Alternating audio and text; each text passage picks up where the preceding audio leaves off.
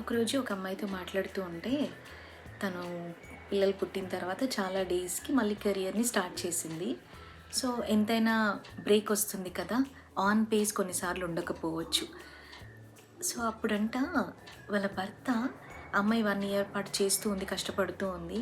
కానీ వాళ్ళ husband all of a sudden, ఏంటి 1 ఇయర్ అవుతుంది ఇంకా ఏం నేర్చుకోలేదు నువ్వు, నువ్వు నా వస్తువులేవి ముట్టుకోవద్దు, ఏంటి అసలు నువ్వు అని చెప్పి మాట్లాడాడంట.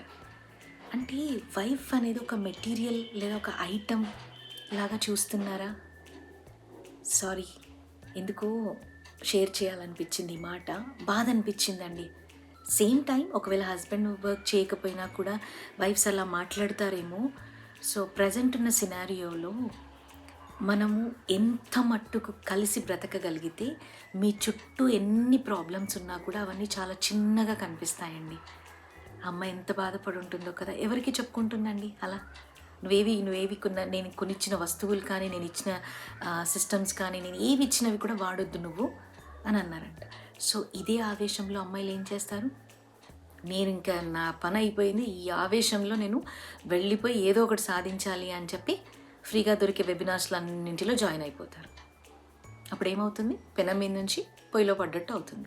సో అమ్మాయికి నేను ఒక మాట చెప్పాను, అది పాజిటివ్గా తీసుకో. ఆయన ఏ ఉద్దేశంతో అన్నాడో అర్థమవుతుంది, కానీ మేబీ ఇంకా కొంచెం డీపర్గా వెళ్తే గనక నువ్వు నేర్చుకోవాలన్న ఉద్దేశంతో కూడా అని ఉంటాడు. ఆ ఒక్క పాజిటివ్ పాయింట్ ఏమవుతుంది అంటే నీకు టర్నింగ్ పాయింట్ అవుతుంది అని చెప్పానండి. ఎంతమంది అగ్రీ చేస్తారు?